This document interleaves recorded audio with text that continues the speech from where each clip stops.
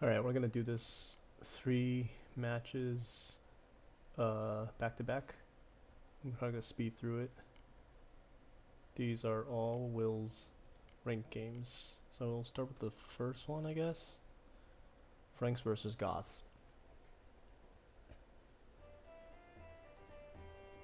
Alright, I'm gonna do this with the Fog of War off. Franks, with such an open map, my recommendation would be Scout Rush, but it's viable to go Fast Castle if you can wall fast enough. Here's the danger with this specific map. You got Ford, Gold, Ford, Berries. That's actually really, really sketchy. It's easy for someone to range both of these with archers.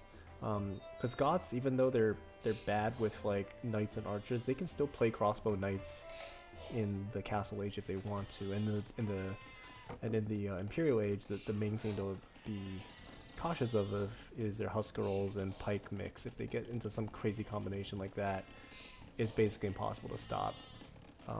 So usually the way you want to play against Goths is you want to be the one pressuring them, because there's really nothing special about Goths in the Feudal Age or the Castle Age. They don't have a really good economy bonus. Their primary economy comes from their cheap units of infantry, especially as it like stacks late. And bear in mind, it takes time for Goths to get to Huskarls because they got to build the castle. You know, they like, if they go on stone early, that tanks their economy. So it's actually, they're pretty vulnerable to damage via archers, you know, or like some kind of like a knight skirm combination in Castle Age. Alright. We've got a little bit of TC idle time, it seems. And then you've found your sheep. Nice Borlier. So I'd still advocate that the 4 on wood is a little bit too much.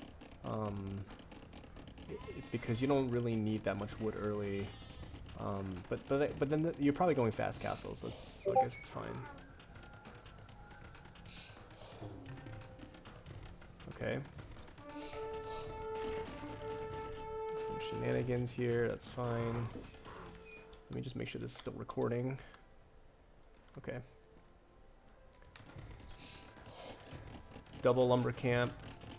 With the fast castle build, you can actually get away with a single lumber camp and around 7 villagers on the lumber. So this might not actually be needed. You can save that wood for stone.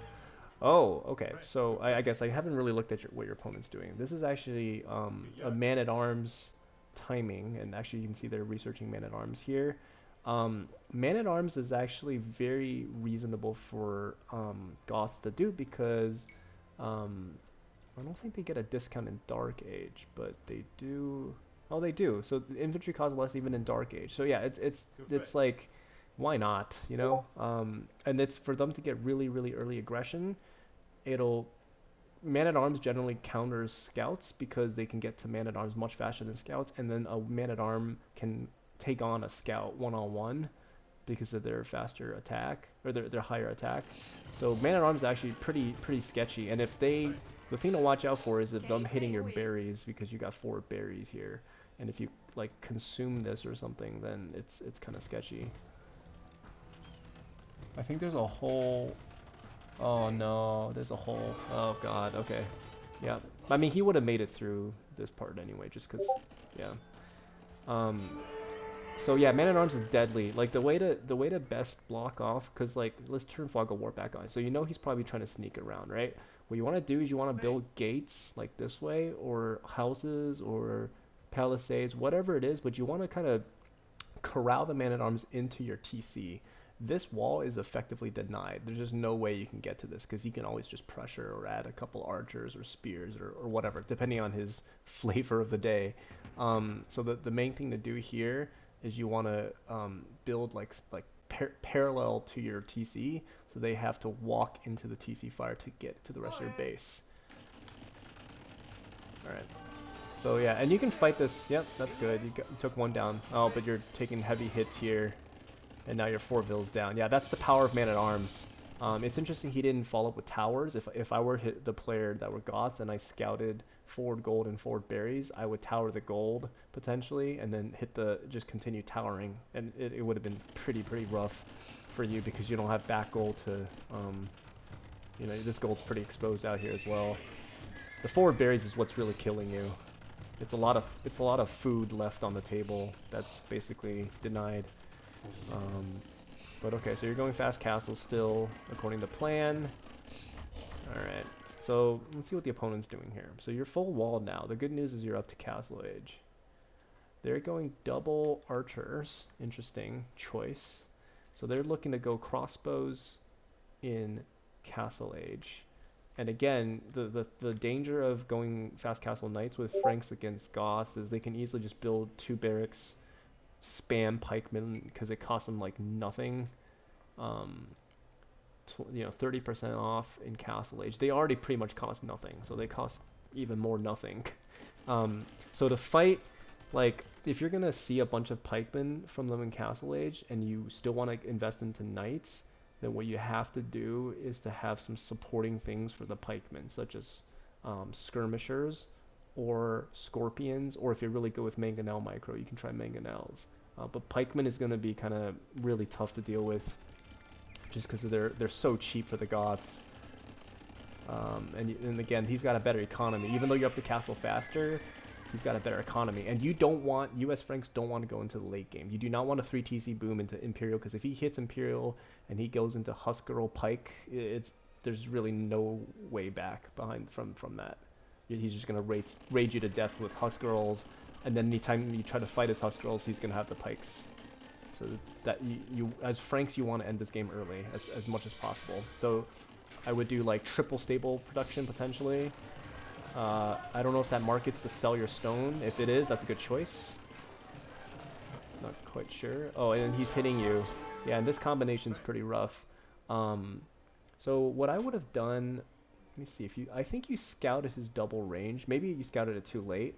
But if you see the double range, as soon as you hit castle age, you should be laying down a siege workshop, because you know he's planning some crossbows, and just having that optionality will help. You're going to need the siege eventually to tear down his walls anyway, so it's always good to invest in a siege. In this case, defensively, if you see that he's going, heavy into archers. But this is going to be kind of hard to clean up, because it's supported by a couple pikemen. And he's going to threaten your gold, so it's extra sketchy. Ooh, yeah.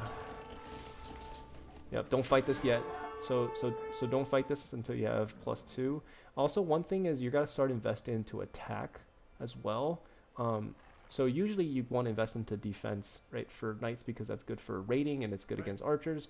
But against melee units that have a strong bonus damage against you, having one more defense is not going to help. You actually want to invest into like forging, or what's the middle one? Blast furnace? Iron casting. But yep. Alright, yeah, 5 knights should clean this up. Okay, good. Alright, you cleaned it up barely. And then here's the thing. I would not, at this point, you're behind on vills, right? And he just killed some more, like, coming into your base. So I would not invest into a second TC. You're behind because his man-at-arms killed you. Killed, like, a bunch of villagers. So even though you're faster to castle, you don't want to fight against Goths in Imperial, so you want to end the game. So triple stable production, no second TC, just YOLO is the primary way to go. And then that siege workshop would definitely help you. A defensive siege workshop hedges against any crossbows, which he was keen to go into, and it'll also counter siege. So I don't mind going on stone too. Having some stone is fine because it'll kind of protect. But just know that a castle doesn't really do well against Huskarls. Huskarls just they just wander through without giving a shit. Okay, I like that you're going for a counterattack. That's good. And you see he's booming onto stone. This is to be expected, right? Goths want to get into castle and Huskarls, and then they get that in tech that like gets them to make a bunch of shit. Oh, this is perfect. Perfect. I like that you're spreading out your forces. And then what do you see? You see pikes. So the best way to do it right now is to run deep into his base and spread out your forces. The more you can spread it out, the better, because pikes can't chase very well. So like I would send one here, one sent down here, one to maybe like back here or something. But yeah. The more you can group it out, the better. Oh, that was a poor micro. Maybe you were focused at home or something, but you wandered right through the pikes. Yeah, pikes just kind of wreck knights. But actually, look at this. Your vill count's not bad. You know you got a decent raid. And this also isn't bad if you're able to sustain the production, because if you could think about it like this. You know he's 2 TC, so he's investing into economy. There's a temporary moment where you have a military advantage, right? Obviously he's got counter units, but if you can like keep his army idle, or sorry, his farms idle and stuff, then he'll have a hard time booming. So this is like a good opportunity. The issue is the pikes. So this is where you have to supplement your knights with siege or skirms if you really want to. I disagree with this town center. This town center will set you up. It will slow the ability of you to put the pressure on the opponent, since you know you're behind. This delays you, and it just bear in mind, like a town center takes I think like 7 minutes or so to pay off. Yeah, the 3 TC. So now what you're basically doing at this point is you're saying, fuck it, I'm gonna try to outboom my opponent. I'm not gonna put the pressure on, even though I know I'm behind from the early game. So it's really it's an issue with the matchup, right? Like Goths, they get stronger and stronger as the game progresses, and you're gonna be unable to sustain constant knight production and constant villager production with the number of villagers you have. But anyway, raiding is still good. Don't get me wrong. This is always good. What I would have done is basically take the map control, start thinking about skirmishers, or potentially better yet, a Scorpion and Mangonel mix. So then you can actually like start attacking his buildings. Skirmishers. The downside to skirmishers is even though they counter archers and they counter pikes, they don't do much to like raid an economy. But oh, I love what you're doing here. This is so much damage on the eco side. Now here's what you gotta do. You gotta run out. You have to keep this army alive. You can't run it through pikemen. So you did your damage. You did amazing here, actually. You're all over his base. You're spreading out his forces. Now you gotta run. Once he starts changing is when you gotta run. Alright, perfect. So nice. I love that you got a villager head count here. So this is the time with the villager head count being better for you now. That was a perfect raid, by the way. Almost a game-ending raid for him, or for you. You got to find a way to kind of dial up the pressure. You have to counter his pikes. Oh, and then he's coming at you with pike siege. Pike siege is very, very strong. It's very tough to deal with. You knew he was investing into pikes. You probably didn't. No, let's turn this on. So he had a siege workshop on this hill. So first thing you got to do, move your people.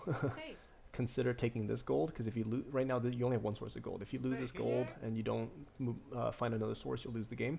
You need to back off, immediately build a siege workshop. A defensive siege workshop is the only way, because you don't have enough for a castle yet. But it's the only way for you to kind of repel this. The alternate option, since you have a market, is I guess you could sell all this wood and then just build a castle like right here.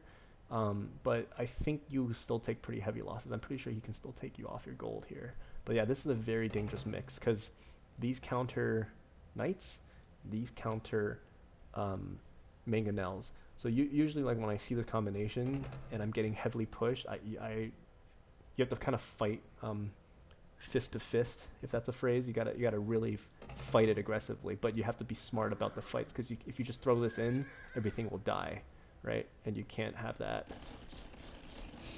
But this is pretty, yeah, the Goths, 30% off pikemen, man. It's pretty awful to deal with. And then, yeah, he's just all over the place. Yeah, siege workshop. Also delete some of the farms, because sometimes your villager will be stupid and they'll try to like go to the far farm. So like what I like to do when I've obviously lost the side of my base is to delete the farms and build a siege workshop. And then if you had a great economy, it would actually be decent to go into something like long swordsman. That actually is the only combination that like doesn't flat out die to both parties, but it takes time to tech into long swordsman, and he's got such a huge numbers advantage, right? Because he's the Goth, and he probably did 3 barracks behind this. So that's why like siege is a little bit more economical. You build a siege workshop. If you get lucky with 1 or 2 mangonels, you kind of have that defender's initiative, so you might be able to kind of even out the damage. And pikemen can't really raid. Let's be honest. Even if he has a lot of them, they have very low pierce armor. So like your TCs will just wreck him if he walks in too close. If you garrison enough. I see your counter raiding. But yeah, the issue is, you know, the Goth player is just spamming pikemen. You have no answer to pikemen here. He's just kind of all over your base. Yeah. It's actually not bad right now because he can't do much damage. Like I said, pikemen can't really raid. They kind of suck at raiding, just like skirmishers kind of suck at raiding. But yeah, a defensive siege workshop here or here, just while he was still like pressuring this area, that'll be great. Yeah, this is the issue. Is you know, like the issue with this is you sacrifice like 2 knights to take down 1 mangonel. It's like the equivalent cost, right? Like 1 mangonel costs about the same as 2 knights, from a gold perspective. So you sacrifice a bunch of knights. He can just make another mangonel, you know, and he can still keep up the pressure. The archery range would not work because it would just die to mangonels unless you have like godlike micro. So yeah, the answer here would have been siege, and then if you could stabilize it. Okay, the game's over here. Okay, so main thing. 3 takeaways for each of these games. Find a better way to defend against man-at-arms. And man-at-arms is a very tough thing to deal with. I die to it a lot too. But like wall in a way such that it forces them into your TC. That's the way to deal with man-at-arms. Tip 2, defensive siege workshop if you see heavy pressure. You know he has a ton of pikemen. You know that Goths have pikemen for almost free. So you have to find a way to counter it. And if they're pike siege pushing, you got to defend it with some siege of your own. And then consider teching into, I would say scorpions are better when you're like offensive. I guess it could work defensive too. But like skirmishes is another option that doesn't require gold, right? And skirmishes deal bonus damage to pikes, so that's another way. So that was the second tip. Third tip, don't go 3 TCs if you're behind. Or you went 2 TCs, I guess, initially, but you were definitely behind in the early game with his man-at-arm damage, so once you hit Castle Age, you gotta push him. Push him, put some forward siege, and then what you can reboom after. You know, like once you've taken the map control and you're clearly the one that's pushing the advantage, you can always add villagers behind that. It's just that like as soon as you add TCs, you're investing a crap ton of resources, and it's gonna stall the game out, and you can't really kill him, and that's really dangerous against a Goth player who's just got like really really cheap units. Okay, game 1.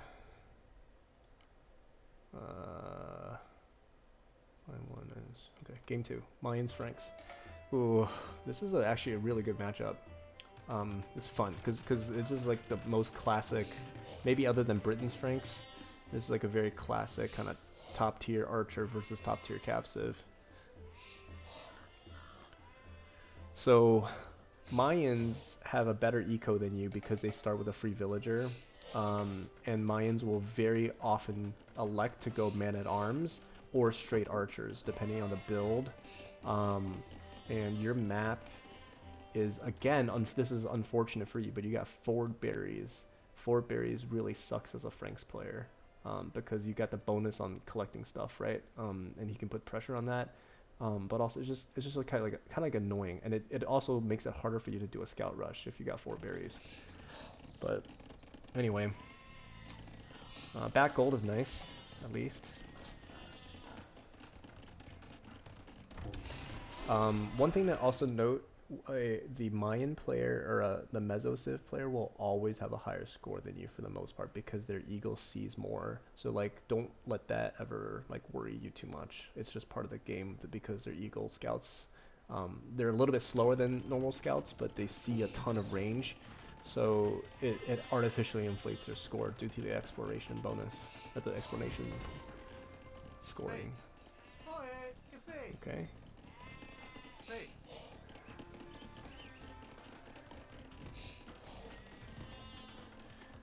So with this kind of a game, if let's talk a little bit about matchup because it's kind of tricky.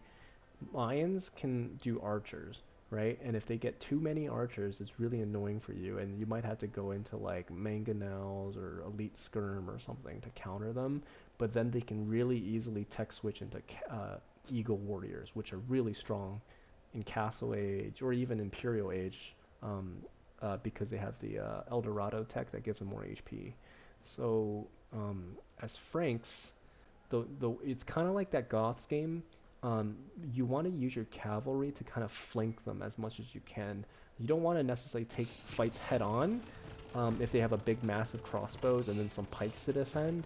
You want to like kind of hit them from the sides. You want to like raid them, use your mobility to run away, because in theory you can, if you just run away from the disengagement. Oh, that was unfortunate. So he okay.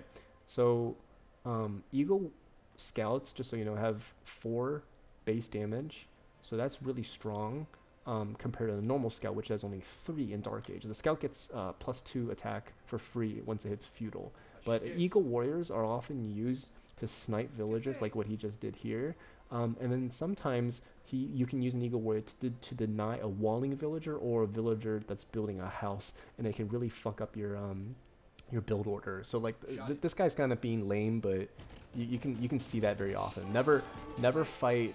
Oh, he's sniping. Oh no, yeah, that's bad. I mean, he lost his eagle, but he basically traded it for 2 villagers, right? That's a huge bonus, and he's already up 1 villager because he's Mayans, right? So he's going feudal. Lots of aggression. You're fast. Oh, I guess you didn't like. You're doing a potato wall, like to wall around the edge. I would have walled like this way. That'll save you a lot of walling time. But anyway, that sometimes this happens to me all the time too. Like I just don't realize I'm actually closer to one side of the map, and then I do this like funky wall that like. But anyway, so the other thing is you like the stable is going to be pretty darn important.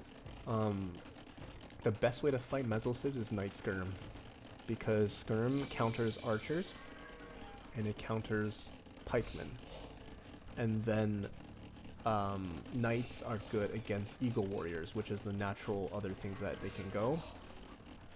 You never make pikes or spears against Mezzosibs, obviously.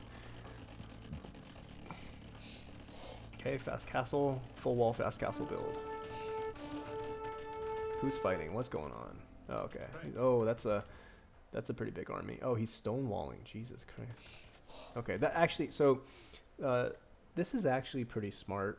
The archer civs, the weaknesses of all archer civs is they don't have mobility, right? Archers take a long time to walk, so it's smart for a player to. I wouldn't do this early, but like late game, they usually want to kind of seal off the map. If you can funnel the attacks and defense into like one side and prevent raids from happening, then it negates the mobility bonus that you have as a cavalry civ. So this is kind of smart, but the downside to this is that he then can't 3TC boom, which is like really annoying. But this actually really hedges against your knights, right? And then he's trying to force his way into your base. I mean, overall, Will, you've got pretty decent castle like strategy. I think you can definitely like work to improve your castle time by like based on like how many wood villagers you invest and stuff like that, and the timing of going to gold. But you seem to be consistently getting into castle time. But by doing that, this is what happens is that like the opponent has the time to like mass an army, which then can be tech upgraded into crossbows and in Castle Age. You should be able to finish this. Alright. University.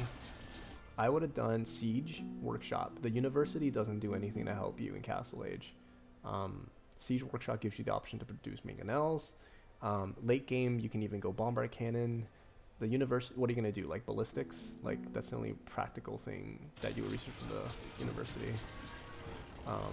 But yeah, this is always the danger, right? Like when you fight a human player and you yourself goes fast castle without any units in feudal age. That the danger is they mass an army in feudal age, and even though you have stronger units, you have fewer of them, and they can go up to castle age with a stronger economy. And he's clearly going to get in here. There's nothing you can do to really stop this. And then this is like very similar to last game, right? Like you're counting on a couple knights to hopefully clean this up, but if this number of spearmen is just too large, it's just not going to work. So let's see what happens here. Yeah, that was too early to fight. You need more, and need a siege workshop. So this is playing out just like last game, actually. All right, so now that he's moving here, oh, he's opened you up on this side. That's not, and then you're going on stone. Defensive siege workshop is your priority. And then ideally, if you could have like walled out with like a market or something, I don't know, stone walls maybe. Yeah, this is just dangerous. You just can't fight. The issue is you just can't fight. Even though he's in feudal, you just can't fight his army. He's just got too much. This is too strong. Yeah, it's rough. It's a lot of aggression. So a siege workshop would have like completely tilted the battle, so to speak, because, you know, for any archer civ, the person who's playing as an archer civ, they always get terrified. Like I get terrified anytime I see even like a workshop without a Mayang in it, you know, like, because I'm just like concerned it'll pop out anytime and just destroy my army in one go. It just takes like a couple of Mayang hills to waste the army. So that's why I highly recommend the defensive siege. The issue right now is you just can't fight this. That's the issue. And now he's gonna click up the castle age. Yeah, you gotta wait. You have to wait until you have like 10 probably to clear that up. He just had too many spearmen. Like even if a knight's stronger on paper, it doesn't work. The skirm is fine. Scouts. Yeah, you made scouts because you got taken off gold, right? Yeah, that's rough. Did you find your second gold? You did. Okay, so this is why it's really important to like play sort of aggressive, if that makes any sense, because you want to contest the resources. Here you had back gold, which is pretty safe, but he broke into your base, which was unfortunate. But like, yeah, if you lose the gold, especially on New Arabia where the third gold is really far, it's hard to come back, you know. But yeah, this is fine. Heavy aggression. He's up by 7 villagers. That's not game ending, by the way. 7 villagers is fine. You can come back from that. Just like last game where you raided him and like... this castle, I would have actually liked it here. Maybe you got worried if he had an army here, but this castle could have been a little bit more forward.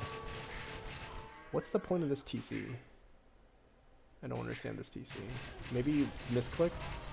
Okay, and then this player is making pikes, as expected. So... this is just how it played out last game, right? Like they knew your Franks, they know you will go knights, so they got it. They're gonna make pikes and archers. So this is where again, scorpions, mangonels, and elite skirm is your friend. You like it's almost wasteful to build knights because you're like you potentially will just make it. It'll probably just die if you run into pikes. But yeah, there's a lot of heavy pressure. A lot of heavy pressure.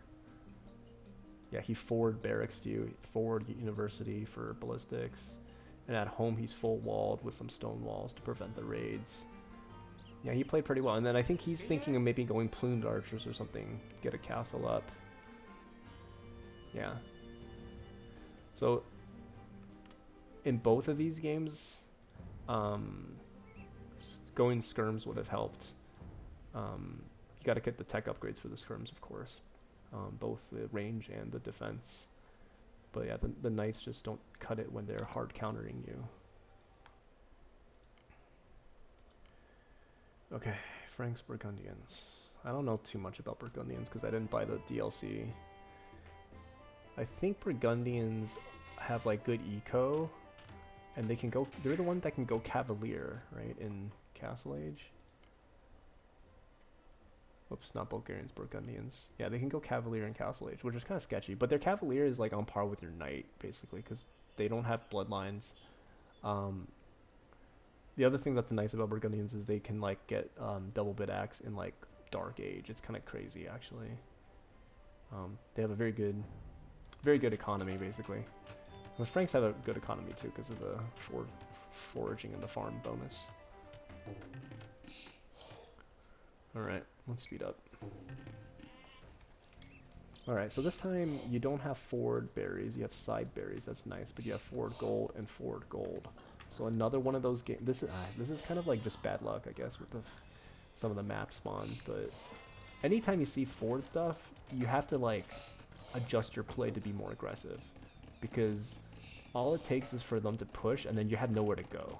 You know what I mean? Like if you had back gold, you can play defensive because if you gave up that space, you're still mining the resources. But yeah, forward gold is rough, especially because that secondary tiles. In New Arabia, I'd also really recommend scouting for that third gold, because it's easy to imagine yourself losing both your gold. So like finding this would have been nice. Okay, and this is fine. A little bit of TC idle time. That's normal. I guess I disagree with the 4 on wood if you're not planning to do a man-at-arms or drush. But maybe that's just, is that just how the fast castle build order is? Like the fast castle build order that I would do, if it's like basically just wall and fast castle, is 1 lumber camp, 7 on wood, everything else on food basically, and then you send like 4 villagers to get gold as you transition to feudal age. That's I guess how I do it. I don't know, because this extra lumber, like, it costs you quite a bit, and it's not like this is that much more efficient than if you had 7 on this. You could have used that wood for more farms basically, and then to get the stuff you need to go up to castle. Anyway, so full wall. Okay, this time they didn't punish you. They did neither. Oh, so this is the walling that I was talking about. That's good against like man-at-arms basically. So it's very tight and close knit, so to speak, to the town center, which is nice. It's hard for you to eat, like, even if you get here, then you start eating TC fire, you know. So it's a tight map, and then you can always expand once you take back map control with like good army. So anyway, so he's going stable. You know, you actually have a much better eco with how you've laid out the farms earlier. Like faster farms is always good. Faster farms is always good because it's good against, or it gives you more food earlier, which is a better transition, smoother transition to castle age. Yeah, you should usually have 4 on gold. Okay, this is pretty good. Let's see, this timing will get you around 17 minutes, maybe 17:30. It's not bad, not bad. Okay, and you're scouting. I would definitely like scout like here just to see what production buildings he has. Like, scouting the rest of the map is nice for seeing relics, but like you want to know what like if you see double archery range or double stable, that's kind of like what you're looking out for when you're scouting. So here you don't know that he's double or going stables, I guess. Oh no, that was an over chop, wasn't it? Oh, that sucks. Oh, but you got knights. Okay, it's fine. It's fine. It's fine. Yeah, that's fine. That's fine. That's fine. All right, double stable knights. So the question here is, are you gonna boom behind it, or are you going to all in here? 1, 2 stables. 2 stable knights. You remember, you gotta have like closer to 12, ideally 14 villagers on gold to sustain it. Otherwise, the stable's sitting idle. And then you gotta have more on, as much as you can on food too, because it just really tanks economy. Okay, I like what you're doing. You're putting the pressure on. You're causing idle time. All right, check this out. So he's researching Cavalier in Castle Age, which is interesting. And it looks like, even though the KD ratio is minimal, like he had a ton of idle time. That's the only other reason.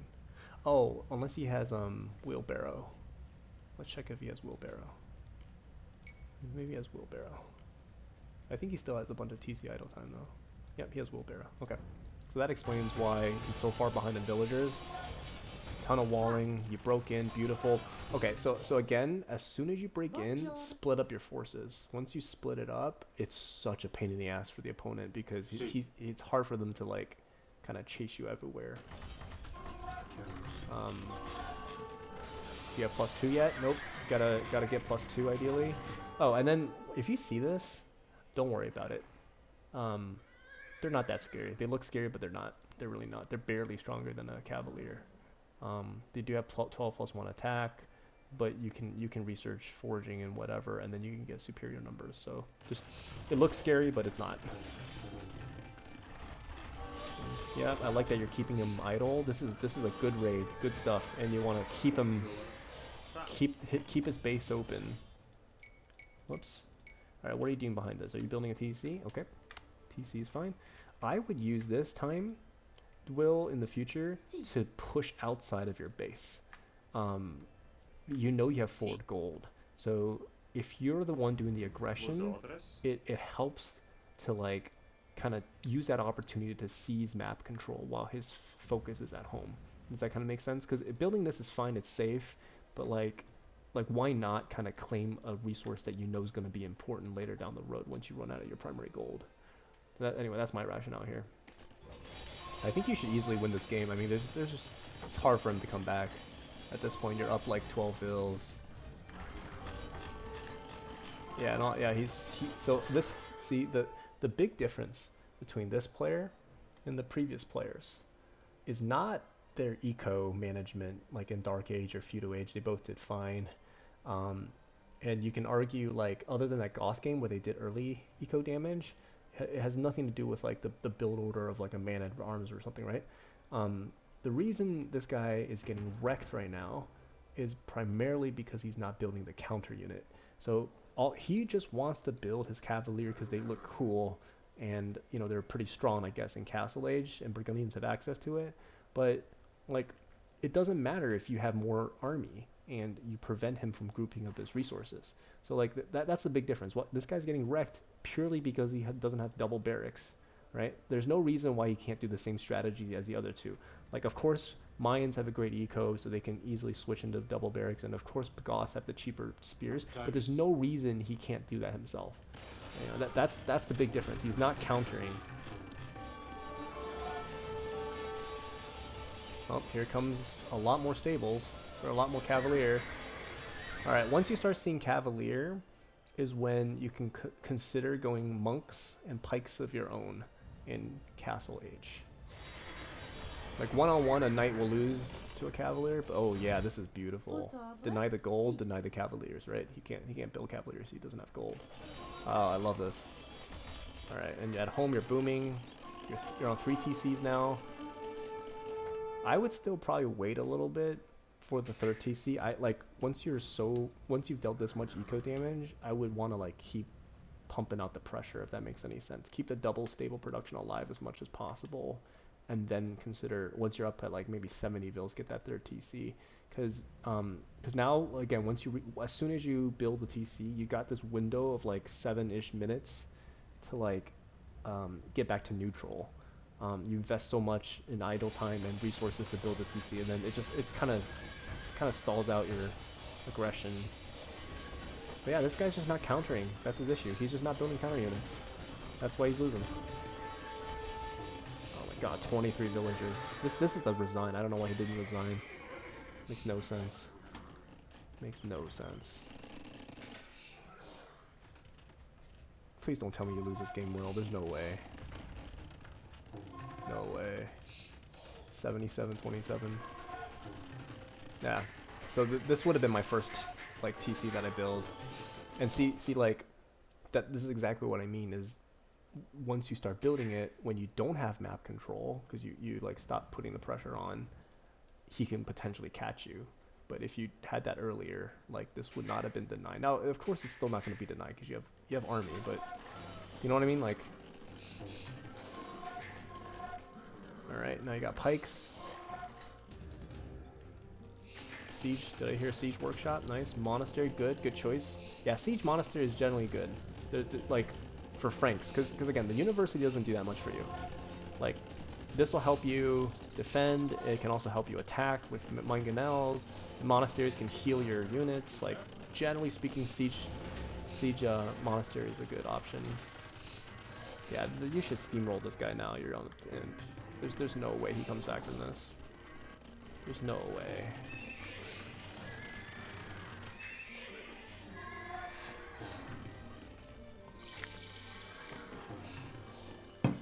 I don't know why this guy didn't resign. Like, some people just don't, I guess, judge the game very well. Or they think, hey, I got a cool looking Cavalier. Just no. They're just not that good. And you got... It's so silly.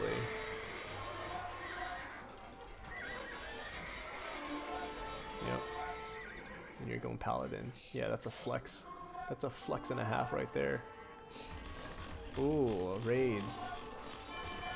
I will say the one reason to get a university in the later game is you should research ballistics.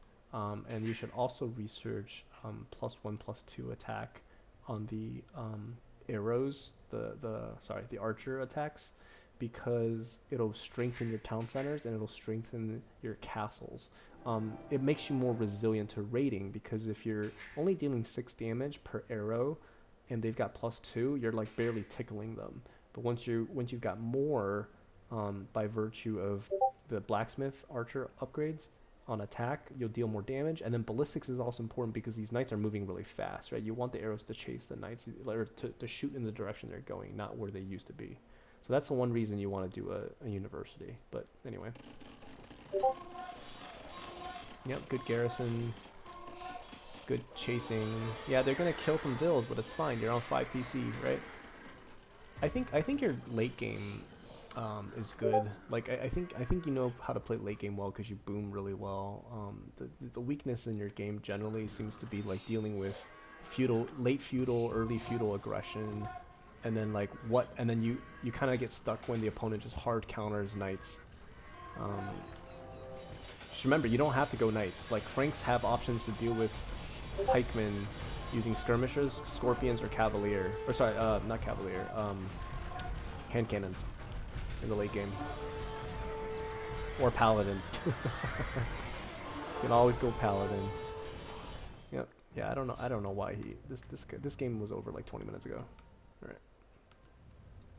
Cool. So 3 tips on this one.